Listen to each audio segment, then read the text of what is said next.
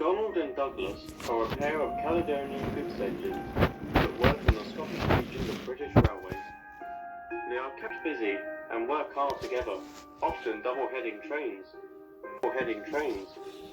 Although they were friendly, the other engines were wise to not get on their bad sides, as they would give rather horrific threats if anyone did. Whether they meant these threats or not, as yet. In the 50s, diesel locomotives became more common on BR. At first, no one thought much of it.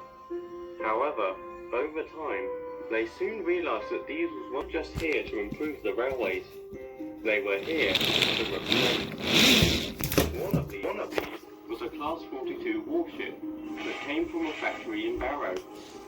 He was simply referred to as Diesel 5 and was allocated to the same shed Donald and Douglas resided in. I see this place has yet to be rid of oversized kettles, he said disapprovingly. I hope that's not the only attitude you have, snapped Donald. If it is, you won't last long. Threatening me, 57646. Don't you call him by his number, interrupted Douglas. He has a name, like any proper engine.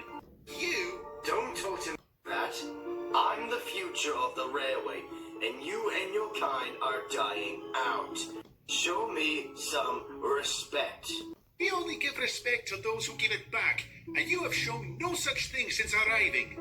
Before the engines could exchange any more insults, Diesel 5 was called to pull a goods train and left. The twins were furious. Who does that shoebox on wheels think he is? What should we do? Pondered Douglas. I'm not sure. He's only given words so far.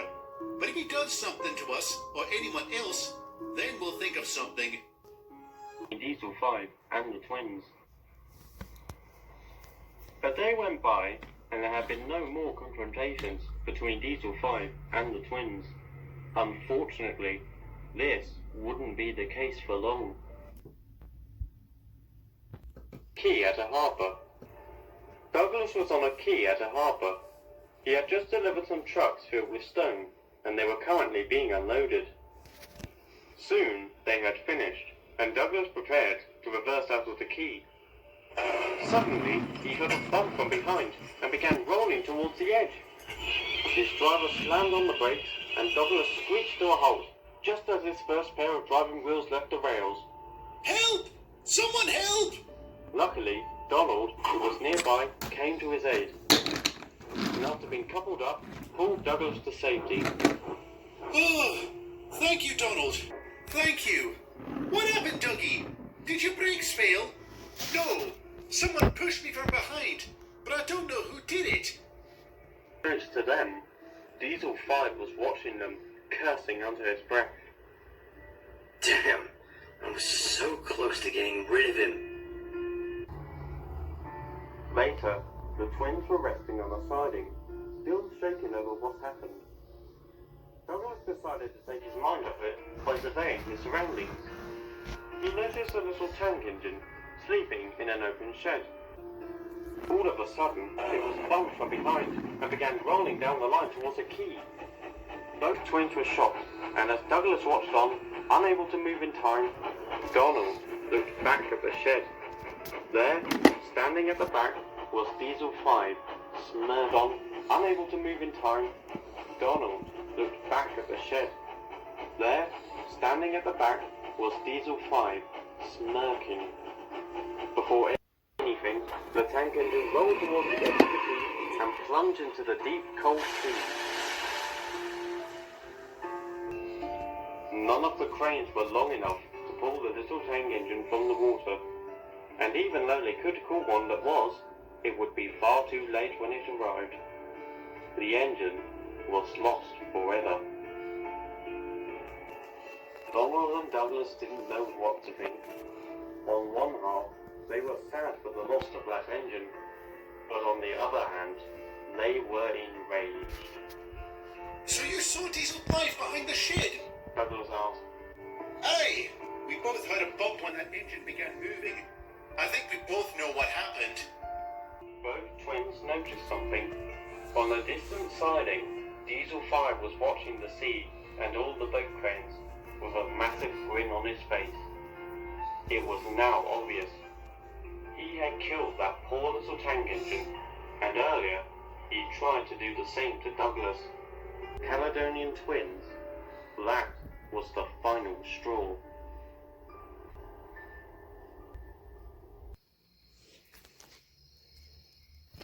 That evening, Diesel 5 was in a goods yard preparing to leave. He had just delivered the train there and was currently filling up on fuel. When he finished, his driver entered the cab and they were on their way. Neither of them noticed a certain pair of engines on a siding watching them. It's a shame you weren't able to get rid of that Tinder engine, Diesel 5's driver said. Indeed. I'm sure I'll have another chance. He was interrupted by a spluttering sound from his engine, and before long, he came to a complete stop. What happened? I don't know, replied the driver. You're not working anymore. The driver got out and inspected Diesel 5, but there was nothing wrong. Well, we must have taken bad fuel. I'll have to run back and phone for help. The driver then proceeded to jog up the line, back to the yard, where he would find the nearest signal box. Diesel 5 was all alone. He began to hear the puffing of a steam engine from behind. I was hoping for a diesel to help me, but you're better than nothing. I was hoping for a diesel to help me, but you're better than nothing. He cried as he was bumped from behind. Do you mind? Quit you! Came a stern voice. Oh, which one are you? 57646 or that other one? We're both here. Diesel 5 found this amusing. What? It takes two of you just to move one of me? Actually, both wish to accomplish. Just to move. We both wish to accomplish the same goal. Replied Donald. Are you talking about? What are you talking about? The twins didn't reply and began pushing. Wait, what about my driver? He hasn't come back yet. Again, the twins didn't respond. Are any of you going to answer me?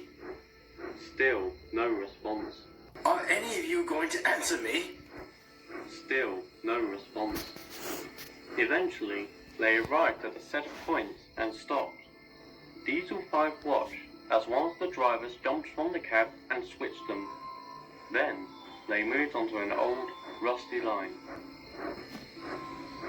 Diesel 5 was going to ask where they were going, but since he didn't get an answer on the last few questions, he saw no point in it. 5 was going to ask where they were going, but since he didn't get an answer on the last few questions, he saw no point in it. Soon, they came to an old wooden bridge. Diesel 5 thought nothing of it at first, until he noticed something. There was a large gap between both ends of the bridge, meaning it had collapsed. Can you two stop? The bridge is out. The twins said nothing and kept moving. Diesel 5 was now desperate. Are you deaf? I said the bridge is out. Despite the Diesel's wailing, they moved closer to the edge. Then, as Diesel 5's first set of wheels left the rails, they came to a halt. They moved closer to the edge. Then, as Diesel 5's first set of wheels left the rails, they came to a halt. Diesel 5 began to teeter. What are you doing? Tell me, Buzzbox, how does it feel teetering over the edge? Donald questioned. How does it feel knowing you could fall? What do you think it feels? It's bloody terrifying. Now pull me back. Now you know how I felt when you tried to push me off the key.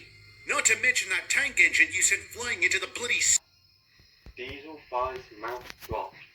How did you know? I would notice the way you reacted to that engine's death. Donald answered. You might have hidden from the workers and manager, but you didn't hide from us. So we decided to make sure you can't harm anyone else. Of course, we had to get you to a standstill, added Douglas. so we contaminated the fuel in that goods yard without water. Considering the length of the journey home, we knew you couldn't get back without taking some more. This was all planned? Please, I swear it was an accident. I never meant for that fall in the ocean. I thought his brakes Don't were... give me that rubbish! bellowed Douglas. As Donald said, we saw your reaction. That big grin on your face when the engine was announced dead. Your intentions were clear, and you achieved them. And you claim you're doing better? If I fall, the blood will be on your buffers. If I fall, the blood will be on your buffers. You're attempting murder! Murder! Cracking of wood beneath him. He soon realised that this bridge wasn't designed for engines his weight. How do you say? Well, how does it matter if the victim in question committed murder himself? Aye. You see, Diesel 5, this isn't murder. This is punishment!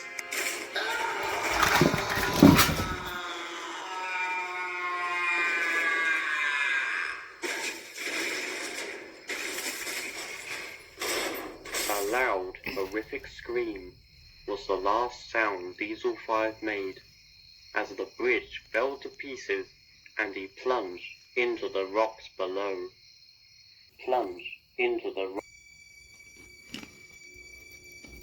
No one ever did find out about the acts Donald and Douglas committed on that night, but Diesel 5's absence didn't go unnoticed.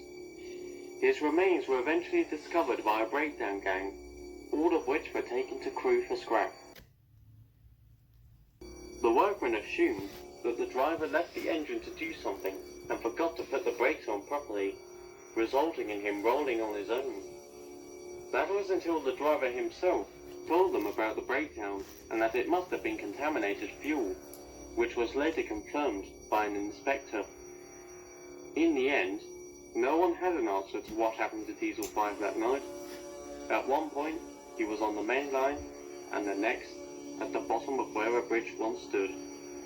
Shortly after the incident, some shocking details regarding Diesel 5's life on BR were recently uncovered. After hearing reports from eyewitnesses, Donald and Douglas discovered that tank engine at the harbour was the 5th victim to Diesel 5.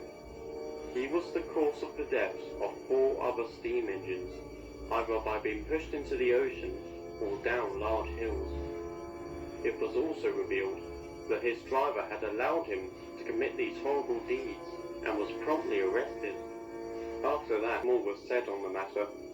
The death of Diesel 5 was still a mystery, but considering his crimes, no one thought much of it.